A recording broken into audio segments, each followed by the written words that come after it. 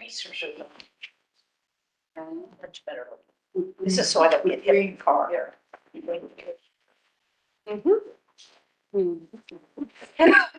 are live. All right. Welcome everyone to the Legislative Review Committee meeting this Thursday, the first day of February 2024. It's 1 p.m. and we are at City Hall. So we're going to get going and start off with an approval of the minutes from our January 4th meeting. Does someone make a motion on that? Sure, I'll make a motion to approve the minutes from the last meeting. I'll second. All in favor? Aye. Aye. Okay, wonderful. Doesn't look like we have any approved minutes. We don't have any public input here, so we are moving on to our commission identified items of interest.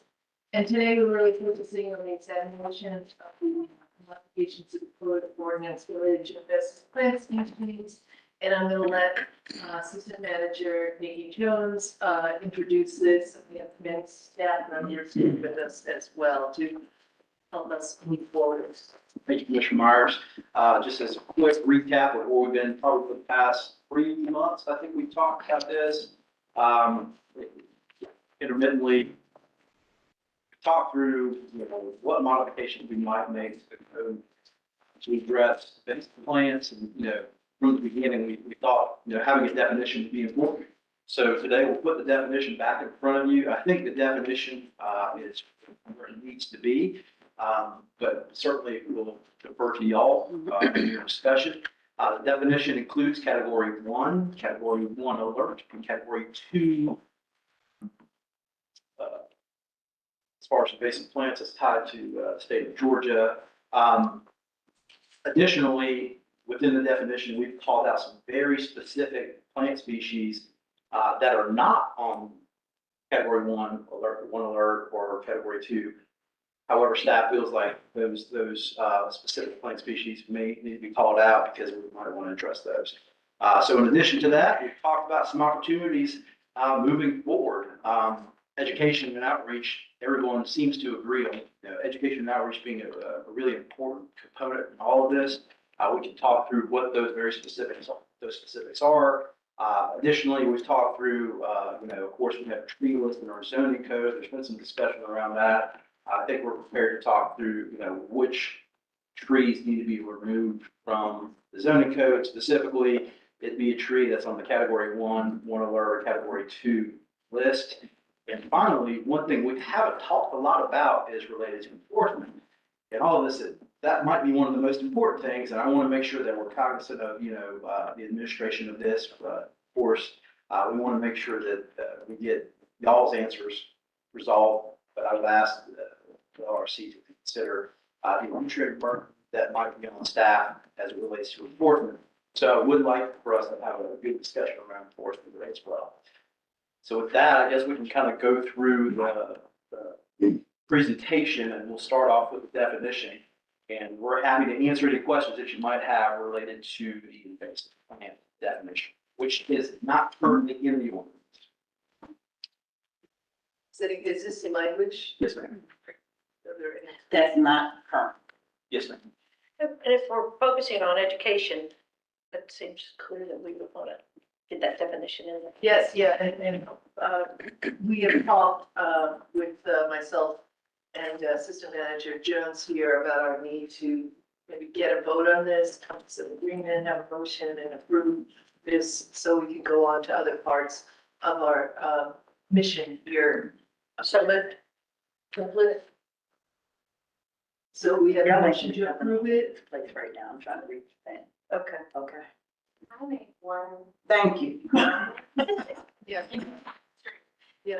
And this is just why we'll want to change it. It says that Georgia Environmental Council then changed it to Georgia Invasive Species Council to cover all. And so we would want to change that, and their website has changed. That's a very recent thing. It's just Yeah, Thank you, Steph. we can definitely make that change. Did you say,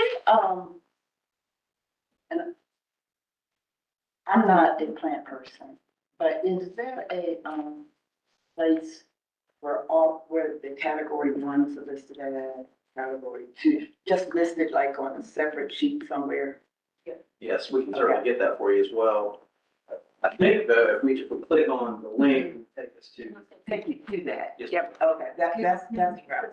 Can we just send it? So we know that- I'm not sure if this link is gonna work. Okay, Stephanie we'll try it. said. Well, I also know, yeah, I think it would work. Okay. I don't know whether it's shown how that.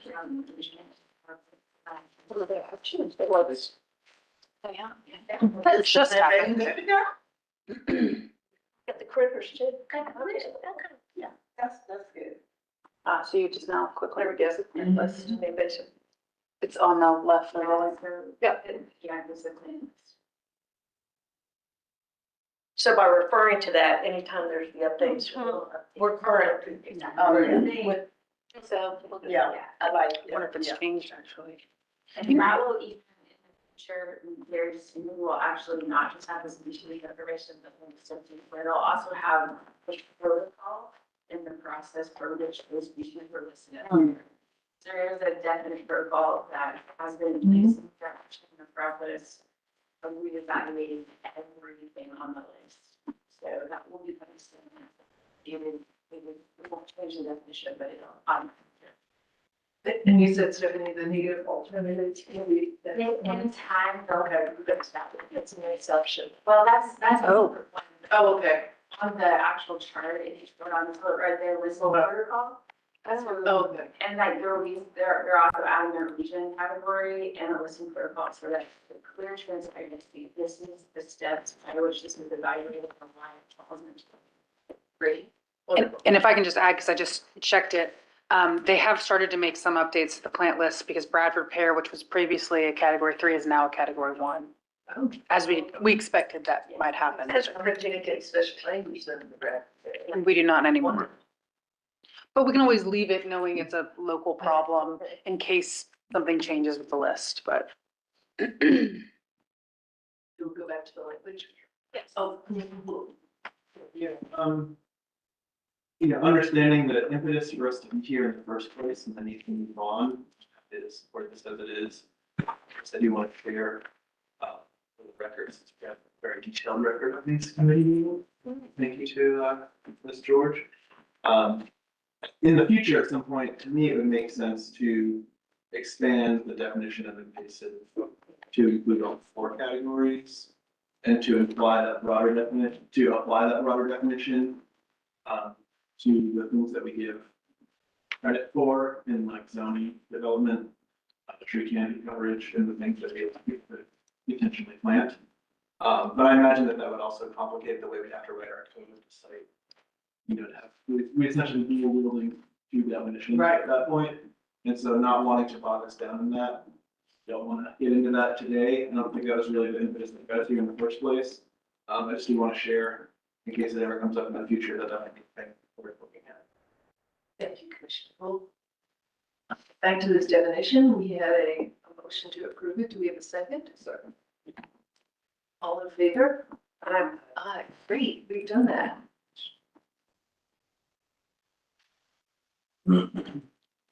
So we get the education and outreach slide, but I think that we've looked at this and I think, if I remember correctly, everybody was kind of thumbs up on this, but we can go over this again. And if you have any questions, we have Stephanie and Mike here to answer. Before you go on to the discussion of that, do we need to take any action on this? Or are you just reporting to us what is going on through Stephanie and others in the staff? Well, ultimately, I guess in the motion that you all made, it would be helpful to say, incorporate all these things, or, or staff, we trust you to kind of move forward with us, education and outreach, our things that you listed, just some mention of direction for. And could there be budget implications too, that would support as far as putting together the cost of the flyers or the, some of that traditional, I think so. not just digital references, which is appropriate for the ordinance, but I think for that outreach, the more Supplies. supplies, for that. I defer to Mike or Stephanie on additional supplies, but there could be a budgetary impact. It would be, some of that would be how fast and how much do you want? That's what we're going, obviously, we're trying to pull together multiple classes through the year that we're getting.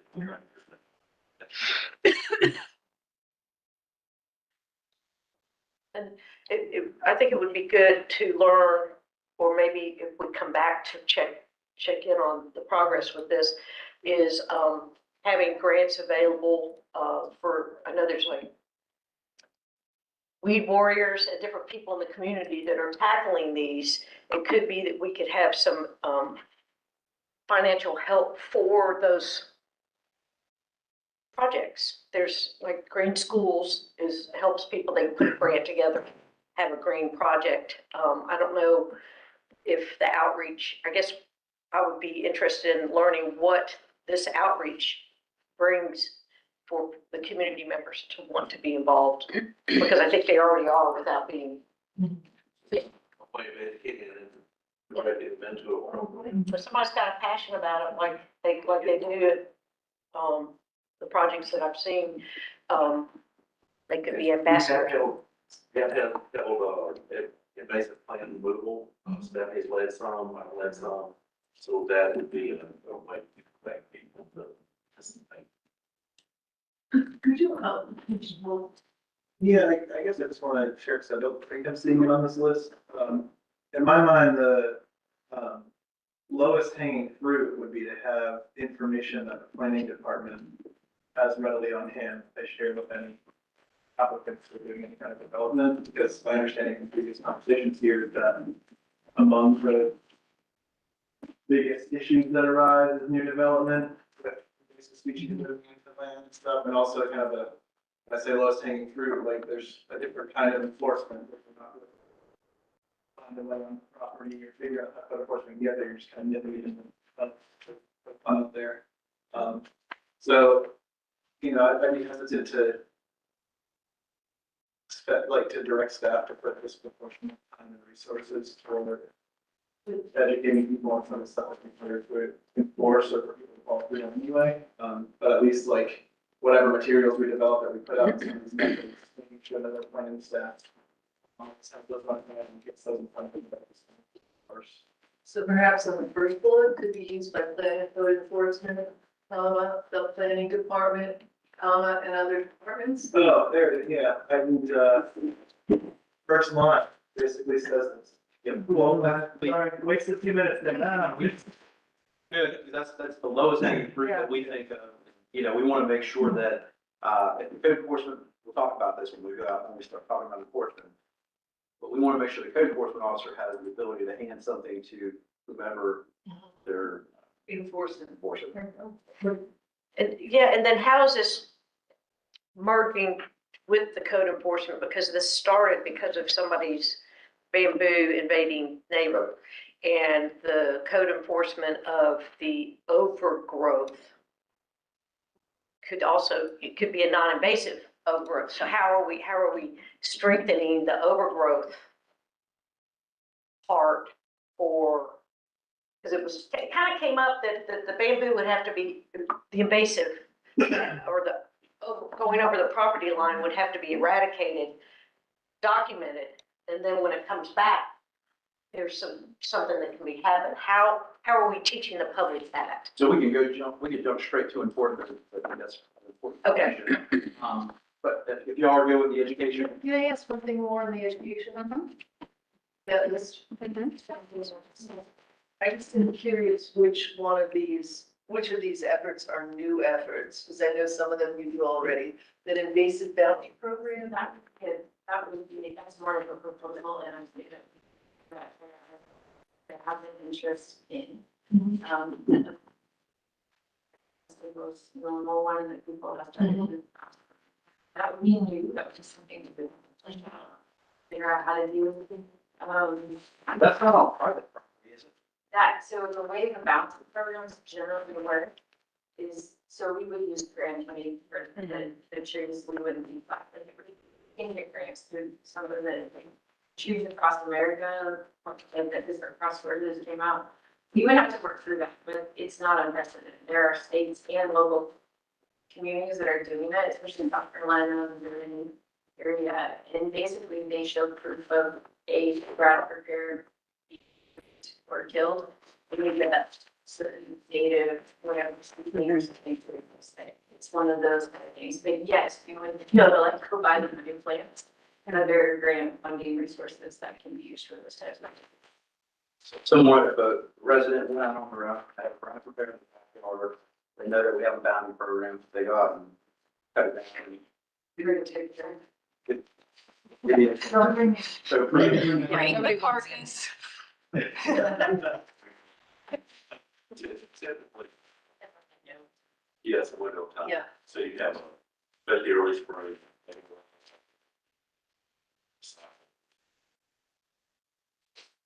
More educational than probably, but it does provide that. Would that also include, like, when you said something about taking curb?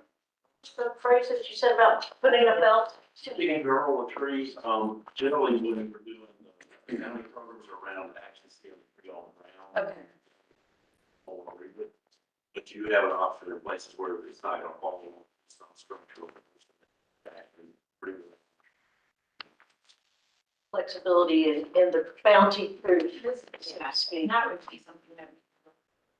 Areas that. So with so we have not, to my knowledge, participated in National Invasive Species Awareness Week, which is always the first. It's always like the first week of March, last week of February, and that's more just an opportunity to figure it out. Videos that go off, things like that. So that we knew, we have not reached out to local bankers, so that would be something to review, and I would very much probably pull an extension in like PGA, it's water and wire. And, there are some of our things that we are either involved in, have been involved in, or they're not like they. We just like how we want to be. Well, we haven't done training for code enforcement planning. Right, yeah. Do we need any kind of motion on this? No. I don't think so, but if y'all want to do that, I will say though, you know, one of the biggest differences, we don't have definition in our code for invasives. So now sustainability can go out and say, hey, per the code, you know, this is what we're considering as invasive, and that be part of the education as well. I guess, I was wondering, I just wanted to clarify what's looking for from us here. When you say you're looking for direction, If you're good with this, you know, you move forward with these things, understanding that, you know, we're not going to complete them all within, you know, X amount of time, but this is what we'll focus on. Yeah, and also getting, you know, addressing this or starting to address it, and I like the way you covered both invasive species awareness, and then you also have the native plants month. So there's like 2 times in the year that you get to touch on this, but making sure that it's clear about it being an invasive species versus somebody's overgrowth invading the yard. Yes. That terminology and the repetition of the same term. I just want to share, I don't know how much this is going to be a shared thought, but, you know, my take on this is like, I don't want to conflate, like, generally feeling fine with this list with saying like, this is the top priority. Just because this topic is before us in committee, I feel like I'm going to defer to the Office of Sustainability on with regards to sustainability. And so like, if you're trying to figure out, you know, what to put budget asks around or what to form this work, in my mind, this is only as much of a priority as you think it needs to be compared to all the other things related to renewable energy, climate issues, so water quality. So I guess I just want to be careful that, at least for my part, like, I'm not saying approving this list means please bring us like a maximum budget request to do all this as the top priority, unless that's what you think the top priority is. So maybe I can help a little bit with that. So Stephanie's job is dedicated to this, that's what y'all hired her to do. So this, for her, this will be one of among these things for her. And we have another person, that's Amy Stone, who does the energy, that's what she's dedicated to do. So the idea is not to lose either one of those. Sure. Yeah, I guess I want to make sure that like we're not saying, hey, Stephanie, constantly when you also are, things are arguing for this meets. Just informally putting that planning. It's real important there, in that other departments, it needed to be in your list to supervise. Okay, so let's go on to, so we're good, we don't need to make any motion, we like what we're doing. Enforcement. Let's move on to whatever we want. Commissioner Wright was talking about enforcement. I do think it's extremely important for us to talk about these things. Because there's two ways for us to do enforcement. There's the complaint-driven process, and then there's also, as we're patrolling, as we spot things, right? I think it's safe to say with something like this, complaint-driven would be preferred. And I don't want to speak for Doug, but we want to make sure that we're going to a place that people want us.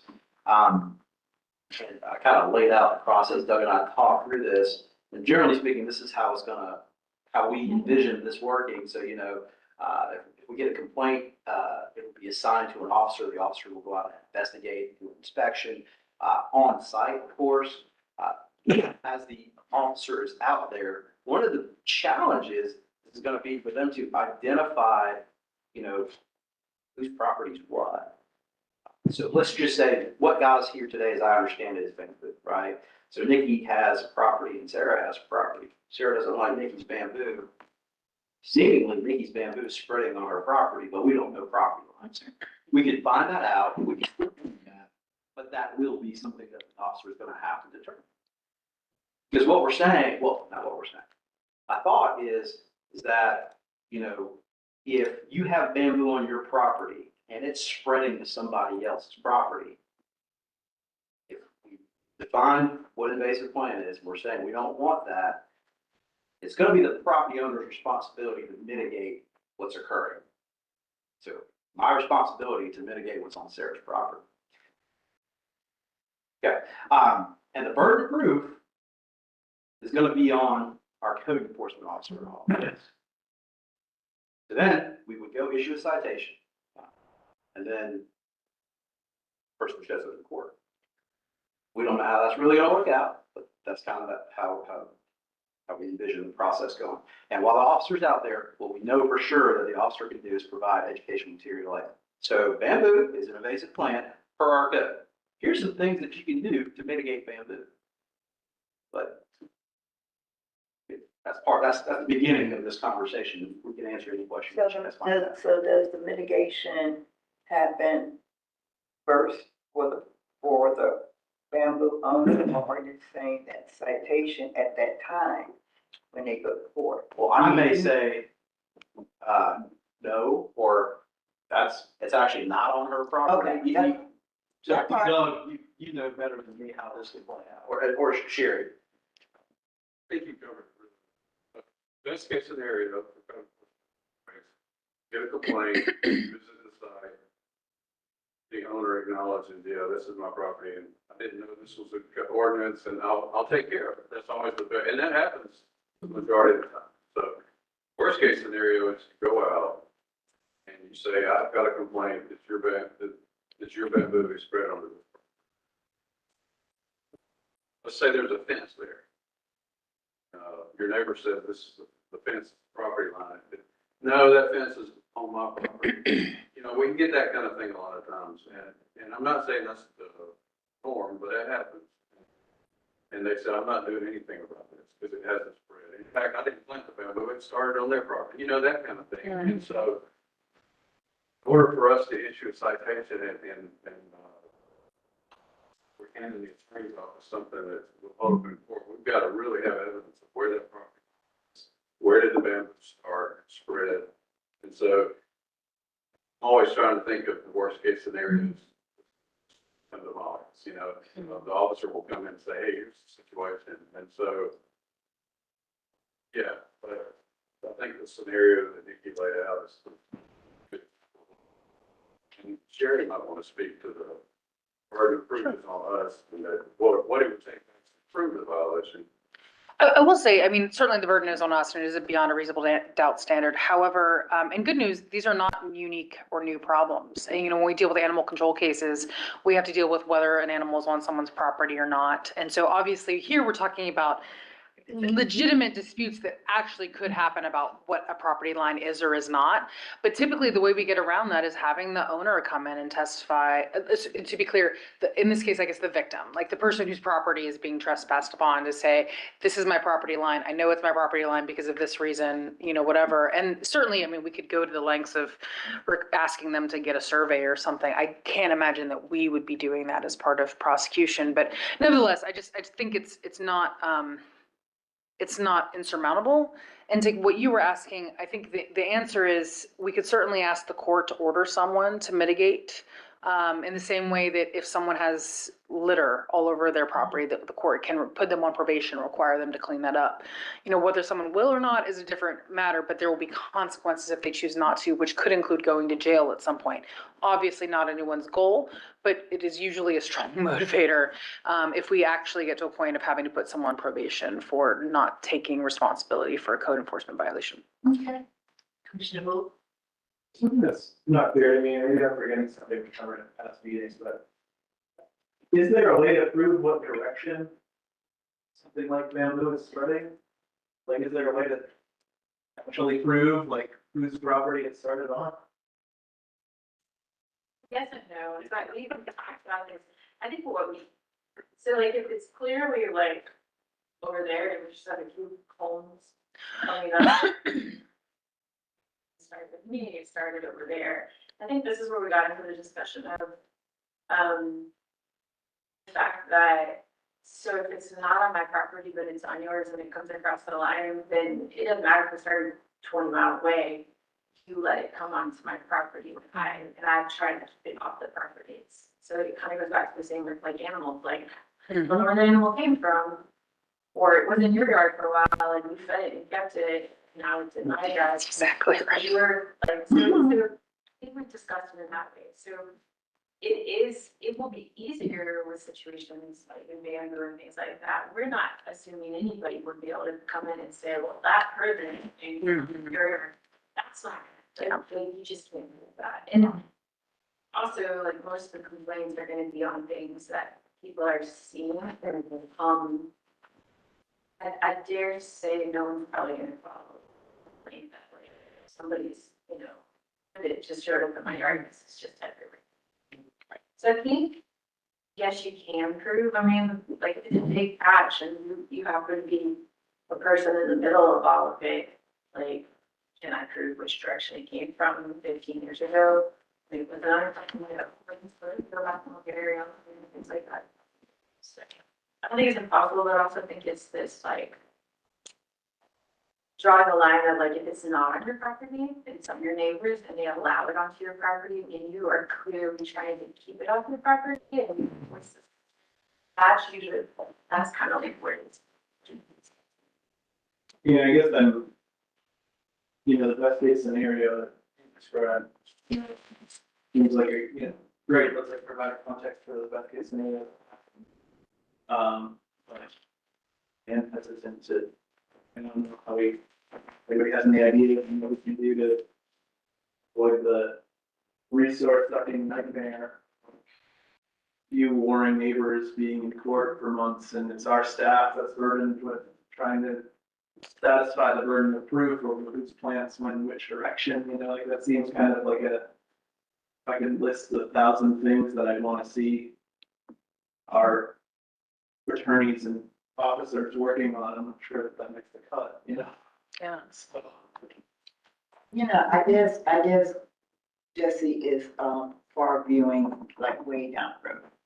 But I did hear that usually if you get a complaint, you don't have a bunch of people resisting that most would go ahead on the trial. And I think because this is new territory, if it gets to people taking up so much of the attorney's time, and we address it at that time, we can't. I know Jesse is far more psychic than I am. But I think some things you just have to do the best you can do it. You fix it when you realize it's broke. I don't want to spend a whole damn day here talking about what may happen. That's all. Well, Well, and this is real similar to when LRC worked on overgrown lawns. And so you can give the example of that, that might help because it was complaint driven or you visually saw it. I know one person in my district told you or one of the officers, this is the natural look. I'm not paying a lawn service like my neighbors who's clearly complaining about me. But the compliance came about in most places, but I was just gonna say really quickly to Commissioner Hull's concern, I think the good news is that there's discretion at multiple levels. Code enforcement is not required to issue a citation, and we certainly are not required to move forward with a case if we think that, maybe code enforcement has issued it to maybe make the neighbors feel that they had a chance to be heard, and then we look at it and we just think there's not enough to move forward and we dismiss it. So I think that's the easy solution to that problem, although I recognize, certainly our experience with feral cats has told us that warring neighbors definitely, Yeah, I guess, part of the because of the legislators sort of think of the outlier cases of our Sure. laws and figure out what they're gonna lead to. I'm not a psychic, but I also have to imagine that. Yeah. I mean, part of why we're here is because we've had a few warring neighbors reach out to us, right? Mhm. So, I can imagine that once this is on the books, they're gonna try to use it. and the bamboo removal, it's not as easy as mowing the lawn. That is correct. How a plant spreads does heavily influence the ability to enforce locate or rules are easier to track than seeds, for example. But we also have professionals, not only Stephanie, myself, but others in the community. If their questions come up, we've got people. So they have to do that. yeah, similar to when we talked about when somebody's letting ivy go up their tree and it's gone to the branches, now the ivy's coming back down and it's on somebody's garage. That, there are ways to plot this, For sure. So, Mr. Marsh, you brought up how to remove it. So, Mr. Wilson, the reason why we're here is because there's someone who has an issue with this. So once we put it on the books, there is a likelihood, not no certainty there, but there's a likelihood that there will be, a call, code enforcement. And, we'll have to be a determination where it came from and wherever it originated. We're saying that that person has the responsibility to remove it. So I would like for us to talk about how you remove it, the cost of removal, what all these things look like. And Mike and Stephanie, I know you guys are going to talk about that. and adding on to that, just if you go into this, using the bamboo situation. But can I just make that, do I have to remove all, like, is it all, like, contain bamboo, is it everything? Include that in there. So I have a question actually to clarify. So are we talking about the origin? No. I don't think we are. We're talking about who I'm complaining about. Complaining that's growing from the neighbors. The origin is the neighbor, not like where did this come Well, that And as I was saying, that I meant where it's coming from, the origin being Right. from the neighbor. Well, no, but I think that is part of the conversation. Yeah. And if I could just be very clear, we cannot make something criminal retroactively. Yeah. So all of the bamboo that exists, unfortunately, in this particular situation or anywhere else is essentially fine where it is.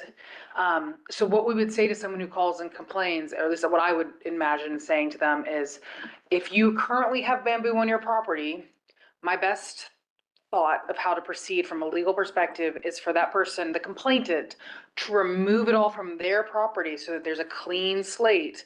Then if new bamboo or English ivy or whatever comes over, then we have a clear origin that was not related to something that existed before the ordinance went into play. Now, to be fair, I suppose if it continued to grow, there could be some argument that it is continuing on, but I think that puts our municipal court judge in a really difficult position about applying sort of a retroactive law. And also then what is the answer? Does that mean whatever little bit grew has to be removed, but the original? So I just think from an enforcement perspective, we're gonna have to tell people you need to remove it. This can only be future forward, essentially. Thank you, Sherry, that's super helpful. So as far as coffee, I'll give a great scientific answer about it all depends. It's a matter of how big the established, what the particular invasive is. Bamboo is notorious in counties, wisteria is notoriously more difficult. It's say privet. Privet is kind of a one treatment. All out here. Several years. Bamboo, you can, sometimes we've had success hitting it once. Sometimes we've had hitting it all.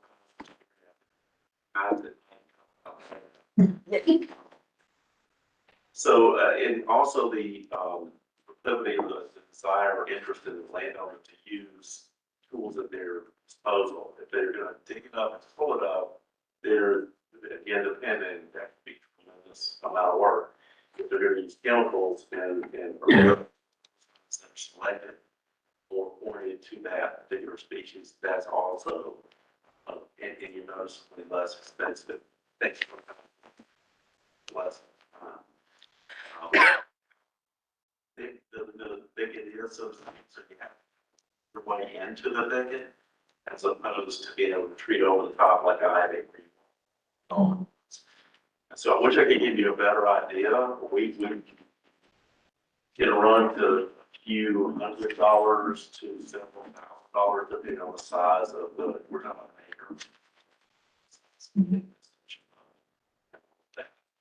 In a yard, you can buy $50 worth of herbicide. All over most people, Including the. including bamboo. Yeah. Well, in the Seriously, very. scenario I put forward, so how long would I have to mitigate my yard if I was trying to come into compliance? So Sarah, stop being mad. So I think I'm probably the best to speak to that from our perspective in handling ordinance violations. So our goal always in any of these cases is compliance. And we recognize that, someone who is dealing with a hoarding situation that maybe code enforcement is working with, that is a lengthy, expensive project. And so we're going to give someone much more time and leeway to do that kind of project than like, I need you to clean up a few bags of trash in your yard. And we're also going to work with someone and give them more time as long as they're showing us they are actually affirmatively trying to make progress of some kind. And two, that we're going to take into consideration someone's financial circumstances. So if someone, is like, hey, I'm really trying, but I have to do this by myself, I can't afford to hire a contractor, versus someone who has, maybe unlimited, realistically, resources to address the problem and just doesn't want to address the problem. Like a business. Yeah, exactly. So these are just all things that we take into consideration. And I would consult with staff if I was the one handling it as to what we think is reasonable based on our interactions with that person. So to give you a time frame, cases legitimately can take months to resolve. They could even take years to resolve. It really just depends on the circumstances. Okay, thank you, Sherry. And we don't have to nail any of that down. That's just. I was just making sure there's Yeah. flexibility in there. Absolutely. Good, good. And to add to that, the Athens Land Trust recently got a grant, so they're young conservation stewards, they're bringing those back year round. So seniors, that may be an option. I haven't talked to them about how they're structured. And they've also done, not only they work with us, but they have worked with private landowners in the past. And that would be right. Thanks for things in the past that they've done. Yeah, I'm not sure that grant is allowed on private land, but I do know that, I know currently right now, there's glyphosate at the tool shed that people can check. Oh, wow. So there are the dispersed through the, that's part of, and there are tools in the tool shed. So it's like, or as part of, kind of the defunct, SISMA, but I had a conversation. So going, hey, do we need this? Reminders, so, there's those types of opportunities that, for FYI, to be like, hey, you can use this, and right, you know.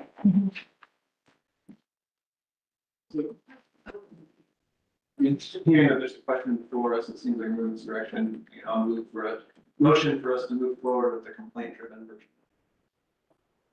that what you're looking for? Yes, and, you know, just clear here, I think we can come back and I want to share next month with a draft ordinance. Okay. Is that okay? Absolutely. I second that. I did, I'll wait for the call. Yeah, let me just ask the question, Sherry. Sherry, so the case that has brought us to this, where we are right now, it's not, we can't go retroactive. Sorry. So the bamboo that the complainant is complaining about, they're gonna be recommended to clear it out. Correct. Okay. Yep. And that would come about just being the commissioner of this area for some years of it, but not now. I think that's the kind of thing where the commissioners would team up after it's voted in to then have that reach out, that educational opportunity because of, one, what we've learned and the realities of it and all that certainly equips me to deal with it better because I was part of asking it to get to this committee. Right. So I've learned a lot. And so I think for us, that's one of those things that then we know how to address it when all the phone calls start coming in because we have this on the books. Well, and That's that's one thing. what you're going to help this person clean up better. I do have a strategy. We have a second. Shall we take a vote then? Yeah. To confirm this? Yeah, the complaint driven moving forward? Yeah. All in favor? Aye. Okay, I do have a question though on this, on the proactive controls and just maybe the legality, how this works. I mean, I for one, do not want code enforcement coming by and saying, hey, I kind of see it red there. Get rid of that, that kind of thing. But there are some things that I would imagine that code enforcement might sometimes be proactive when it's just really obvious, like this pile of trash all over the place, on that. Do you have the, I mean, does that have to be written into the code, would be proactive on one, is that just like sort of operating procedure versus the reality? I mean, legally, you could, I mean, do we have control over that with you all? We see a violation, sure, right. We see a violation, we can address it, it doesn't have to be followed. My assumption here, correct me if I'm wrong, is that we're not, That's right. We're talking about that. Right, We're not right. going to for private affairs or private. If we see a situation, I think it's going to be rare that this is going to. We see a situation where obviously the bamboo is. Officer wants to say something, but I think. Yeah, so if I could speak to that, especially as I need to craft this draft, if you wanted to make it so that it is only complaint driven, the only example I can think of in our code right now is barking dog complaints. For us to proceed with those, there has to be a complaint signed by 2 witnesses about the barking dog. So I think, to Doug's point, I think it would be pretty rare that we would stop because of it encroaching, because we also don't necessarily know where the lines are. But if you want to allow for that flexibility, I can just draft it to say it's unlawful to allow this to happen, which is, I think, how other jurisdictions do it. If you wanted to make it clear it had to be, a complaint had to be made for us to take action, then I would probably model it more off of the barking dog complaint. Yes. Commissioner, right? Okay, back to one of the reasons this came forward was, I believe it was also, Judd's opinion that again, it's invasive species is one thing, but invading somebody, going across the property line, the spreading of it, that bamboo was not listed in our own rules. So are we also addressing, making sure our overgrown property vegetation includes bamboo. So let me speak to that. My intent was to try to preserve what already exists. Okay. And clarify it a bit as it relates to this, and then add this as a separate piece. So I would still intend, assuming this is the will of the LRC and the commission, to maintain the ability for code enforcement to go out if, for instance, wisteria is, crawling all over somebody's house. We're talking about nuisance, sort of weed overgrowth abatement, that this is a separate matter entirely. Okay. I don't Well, know. bamboo was a ornamental grass. So that's the problem.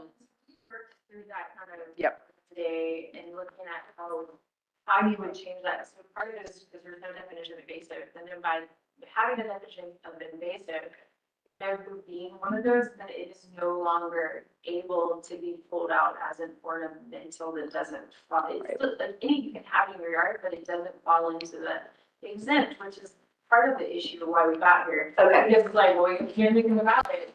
It's Well, you know, fine. it's very clearly named off, and so we worked through this kind of Okay. process and following all the Right. words, and I think that probably will have to be. There's like natural area management and really into. Yep. So are you saying that once this move, let's say this move forward, has been voted in by the full mayor and commission, Mhm. that we would then come back and address it in the overgrown lawn, yard? I would intend to Yard. address everything to make sure it's cohesive, if that's acceptable. That's, Yes.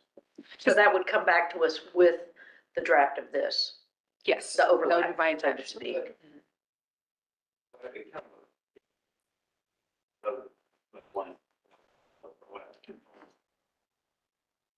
I would suspect that what we would see is that the difference would be, right?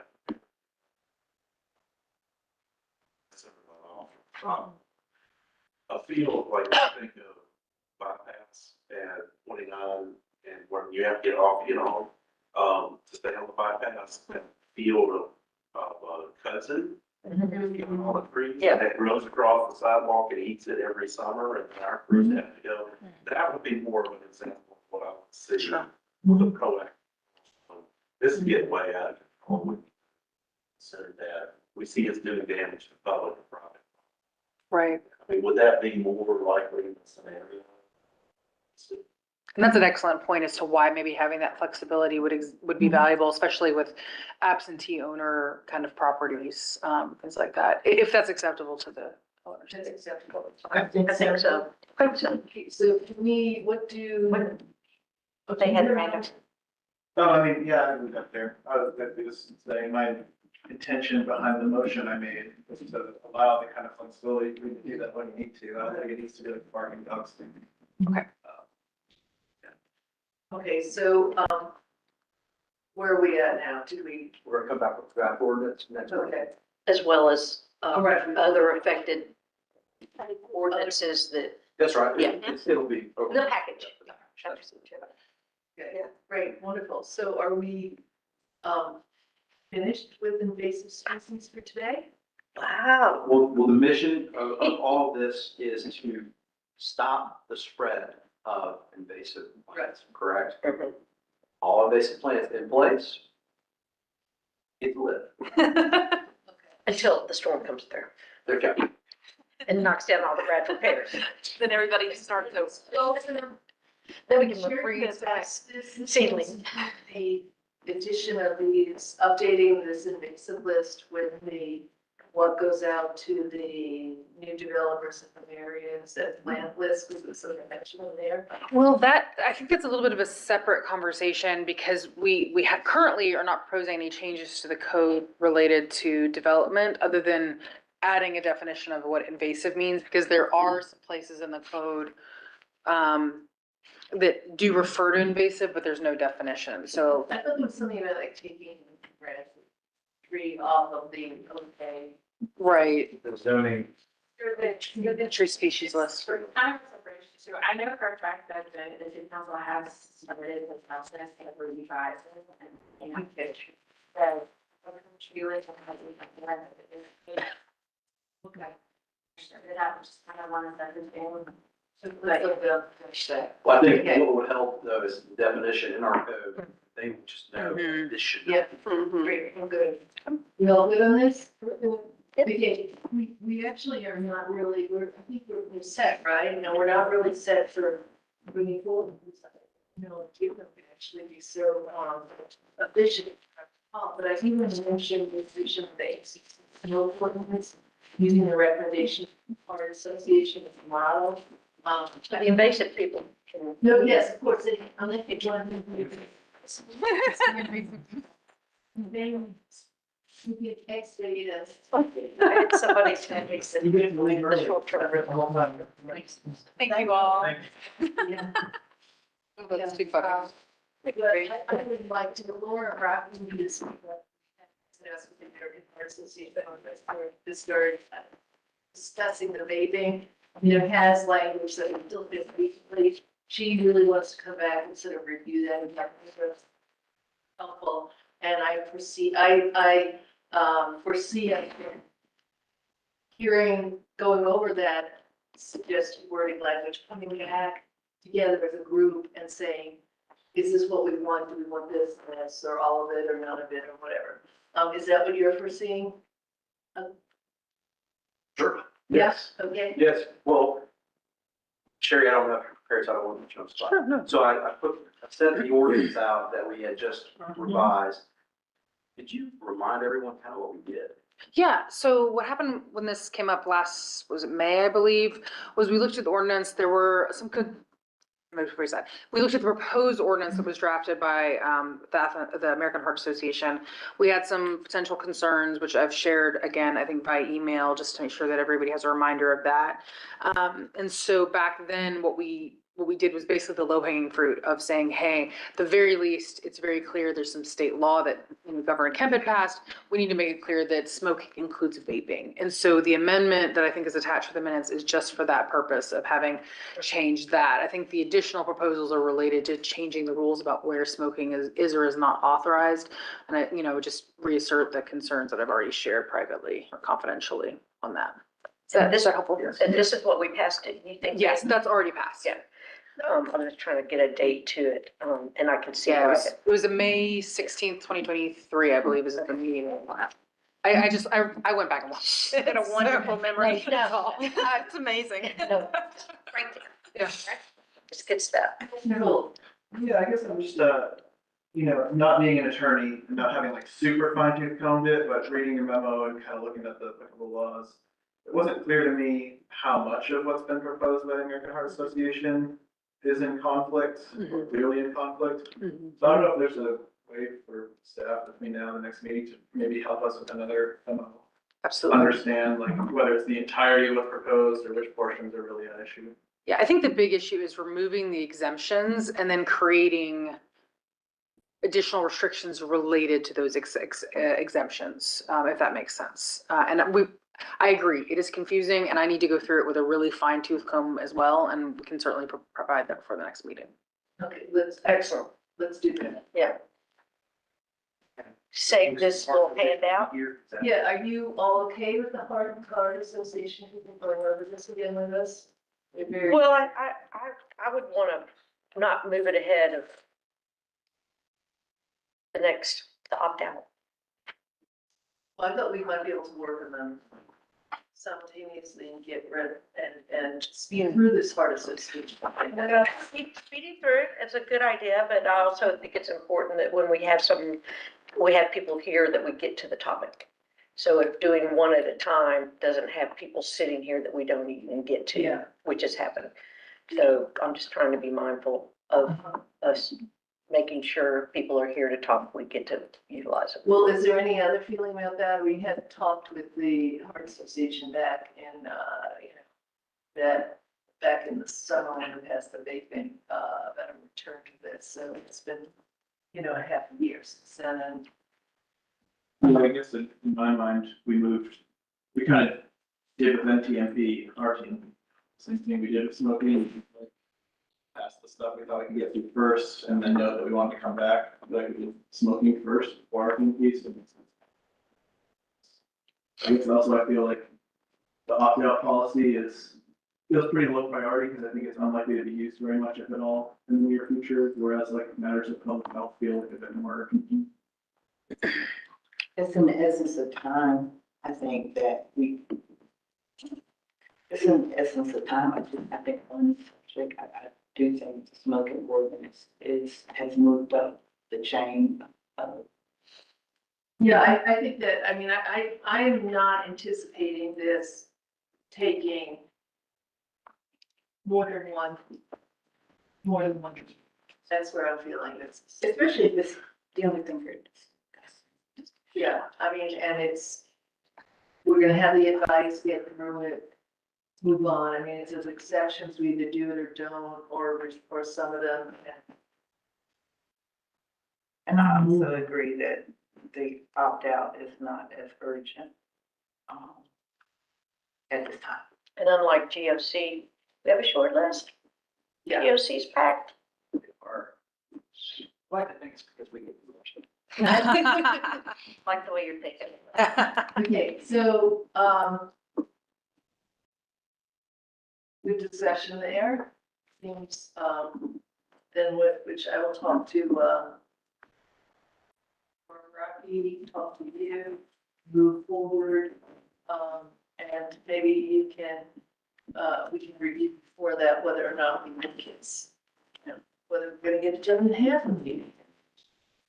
And get the, opt-in policy to be thinking about that, and perhaps transportation, Public Works has been working on a policy that we could, have copies of to then review or something between the following. If you could, when you speak with the Heart Association, if they have a different presentation that they want to provide us, we can certainly, we'll make sure that we refresh all that, or we'll refresh Yeah. ourselves on all of it. If they're going to give the same presentation, that it'd be up to y'all, but we can pull the whole Yes. presentation, just put it up, that's kind of. Well, right, And then also on the opt-out, we need to use the current term, because I think you were pointing that out. Voluntary, The residential traffic management.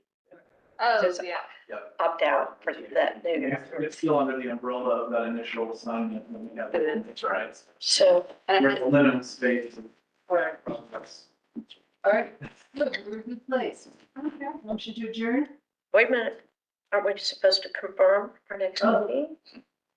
Yes, the next meeting will be on the next, The first Thursday of March is what, Sarah? March 7th at 1 o'clock. yes. What's the eyes of March?